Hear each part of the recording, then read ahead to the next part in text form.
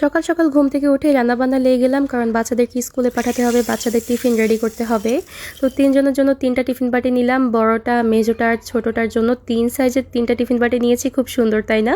আর রান্না করেছি একদম বাঙালিয়ানা রান্না, ডাল, আলু ভর্তা, ডিম, বেগুন ভাজি। আমার বাচ্চারা ওইসব খাবার খুবই পছন্দ করে, তো বাচ্চাদের জন্য আজকে একদম বাঙালিয়ানা খাবার রেডি করতেছি। তো প্রথমে আমি প্রথমে ডিম আর আলু সিদ্ধ বসিয়ে দিব। তো চুলায় প্যান বসিয়ে আমি পানি দিয়ে দিলাম, তারপর ঢাকনা দিয়ে রাখলাম বলক আসার জন্য। আর এদিকে আমি আলু ধুয়ে নিচ্ছি। আলুগুলো ধুয়ে এনে তারপর আমি একটা একটা করে প্যানের মধ্যে দিয়ে দিব। পানিতে মোটামুটি বলক চলে এসেছে। তো এই যে দেখতে পাচ্ছেন, আমার কাছে অনেক রকমের মিনি কিচেনের আইটেম। আপনারা যদি এগুলো নিতে চান আমাকে নক করতে পারেন, এগুলো কিন্তু আমার পেজে অ্যাভেলেবেল পাবেন। আর আচার আপার খেলনাবাটি পেজে নক করলে ভালো হবে আর কি, আমার যার একটা পেজ আছে। তো আমি এখন এই যে দেখতে পাচ্ছেন এগুলা ডিম, তারপর আলু, এগুলো সিদ্ধ বসিয়ে দিচ্ছি, তারপর ঢাকনা দিয়ে দিলাম। তো এখন আমি বেগুন কেটে নিব। এই যে এটা হচ্ছে আমাদের ক্ষেতের বেগুন, বললাম না একদম দেশি খাবার। আর ভাতের চালগুলো কিন্তু দেশি ভাতের চাল দিয়ে রান্না করা হয়েছে। তো এখন আমি বেগুনটা সুন্দর করে কেটে নিয়েছি, একদম গোল শেপ দিয়ে কেটে নিয়েছি, যাতে গোল বেগুনের মতো দেখতে লাগে। এখন আমি এগুলোকে সুন্দর করে ধুয়ে নিব, ধুয়ে পানি ঝরিয়ে রাখবো যাতে ভাজি করা যায়। এগুলো শুধু ভাজি করব আর কি, আর রান্না করব না। বেগুন ভাজা খেতে বেশি ভালো লাগে। বেগুন রান্না যেমন আমি পছন্দ করি না, আমার বাচ্চারাও পছন্দ করে না। তো আপনারা অনেকেই প্রশ্ন করবেন আমার বাচ্চা কয়টা। বলবো না, কাউকে বলবো না আমার বাচ্চা কয়টা। তো এই যে দেখতে পাচ্ছেন, আমি এখন এগুলোকে সুন্দর করে নেড়ে চেড়ে দিচ্ছি, পানিতে বলক চলে এসেছে। আর আমার ব্যাকগ্রাউন্ডে ওই যে জানলা দিয়ে দেখতে পাচ্ছেন মুরগি কি সুন্দর দৌড়াদৌড়ি করছে, হাঁস মুরগি কিছুক্ষণ পর পরে ওরা এসে দৌড়াদৌড়ি করতেছে। তো এই যে কি সুন্দর প্যানটার মধ্যে বলক আসতেছে, এত ভালো লাগতেছে। এই তো আলু সিদ্ধ হয়ে গিয়েছে। আলু সিদ্ধ হয়ে যাওয়ার পর এখন আমি এগুলোকে সুন্দর করে এখান থেকে উঠিয়ে নিব। একদম সুন্দরভাবে এখানে সিদ্ধ হয়েছে। তো এই যে চালনি নিয়ে আসলাম, চালনি আর একটা বাটি নিয়ে আসলাম, এখন এগুলোকে এখানে ঢেলে নিব। ঢালতে একটু একটু অসুবিধা হচ্ছিল, ওই দেখতে পাচ্ছেন একটা আলু গিয়ে আমার মশলাদানিতে একদম পড়ে গেছে। তো এখন আমি ডাল বসিয়ে দিব, পাতিলটা ভিতর দিয়ে ধুয়ে বসিয়ে দিয়েছি। এখন আমি ডাল ধুয়ে এনে দিয়ে দিব এখানে, পানি আগেই দিয়ে দিয়েছিলাম। এখন দিয়ে দিচ্ছি হলুদ, লবণ, তেলও দিয়েছিলাম, ক্লিপটা কেটে গিয়েছে। এখন একটু পেঁয়াজ দিয়েছি, তারপর সুন্দর করে নেড়ে চেড়ে আমি ঢাকনা দিয়ে দিব বলক আসার জন্য বা ভালো করে সিদ্ধ হওয়ার জন্য। তো এদিকে আমি বেগুনগুলো উঠিয়ে নিচ্ছি, এগুলোকে ম্যারিনেশন করতে হবে। আর আমি এখানে মরিচ কাটবো এখন। ডালের মধ্যে মরিচ না দিলে কিন্তু একদমই ভালো লাগে না, কাঁচা মরিচ অবশ্যই দেওয়া লাগে। তো আমি মরিচ একদম গোল গোল করে কেটে নিয়েছি, এখন ডালের মধ্যে দিয়ে দিলাম। আর কাঁচামরিচের ফ্লেভারটা কিন্তু খুবই ভালো লাগে। ওই যে আবারও দেখতে পাচ্ছেন মুরগি কি সুন্দর হাঁটতেছে এখান দিয়ে। তো এখন আমি আলু আর ডিম ছিলে নিব। গরম গরম ছিলে নাকি ভালো, তো আমি দেখতেছি গরম আর ঠান্ডা ছিলে একই। আমাকে কে জানি বলছিল আলু গরম গরম ছিলে ফেলতে। আজকে ভয়েস ওভার করতে একদমই ভালো লাগতেছে না, বাইরে থেকে অনেক নয়েজ আসতেছে। বাইরে ওই যে ছেলেমেয়েরা ফুটবল খেলতেছে, গ্রামের ছেলেমেয়েরা, তো ওখান থেকে খুবই নয়েজ আসতেছে। আমি কোথায় গিয়ে ভয়েস ওভার করবো একদম বুঝতেই পারতেছি না। তো আপনারা যদি কেউ বিরক্ত হন একটু ক্ষমা সুন্দর দৃষ্টিতে দেখবেন। আর এদিকে আমি আলু সবগুলো ছিলে নিয়েছি, ডিমও সবগুলো ছিলে নিয়েছি। এখন আমি ডালগুলো ঘুটনি দিয়ে ঘুটে নিব। আর ঘুটনিটা আমি স্ট্যান্ডে আমি বানাই না, আমার হাজব্যান্ড আমাকে বানিয়ে দিয়েছে এখন ইনস্ট্যান্ট, আমার কিন্তু ঘুটনি ছিল না। তো এই তো ডাল ঘোটা হয়ে গিয়েছে, ডাল নামিয়ে এখন আমি ডালে ফোড়ন দেওয়ার জন্য প্যান বসিয়ে দিলাম।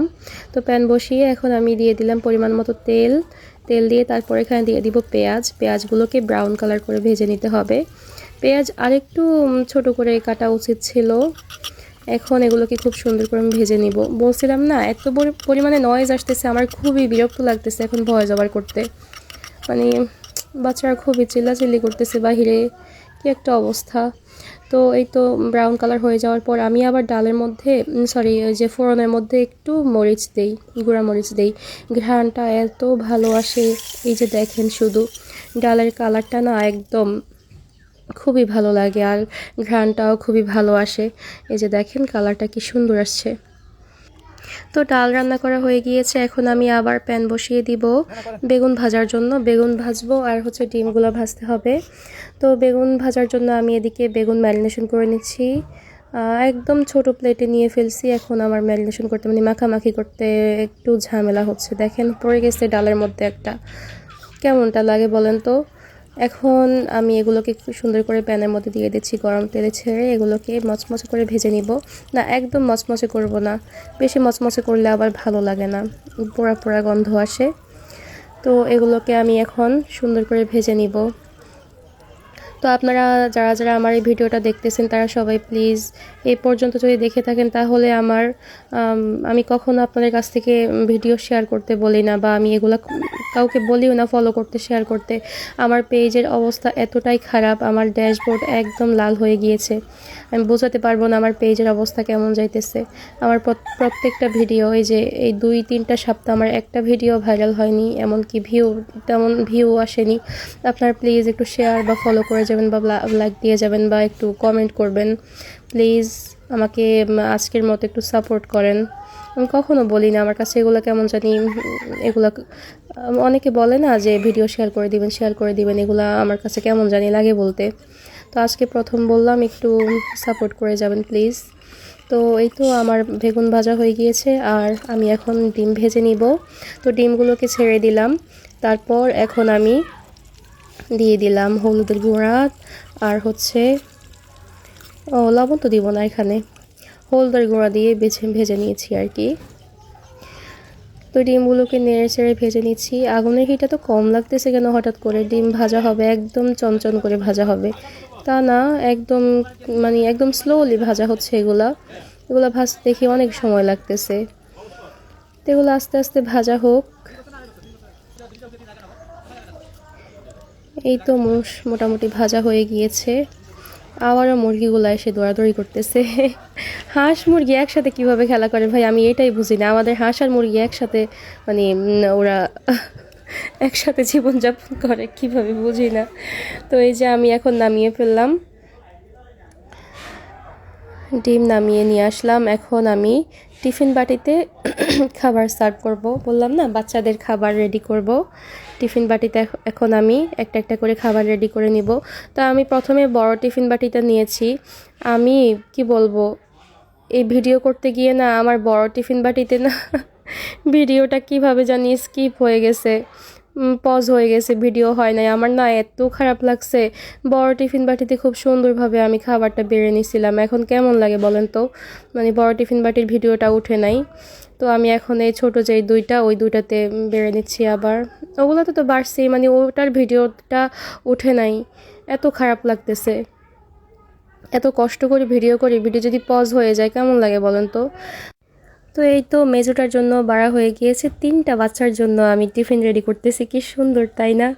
তো এই 3 সাইজের টিফিন বাটিও কিন্তু আমাদের পেজে পেয়ে যাবেন।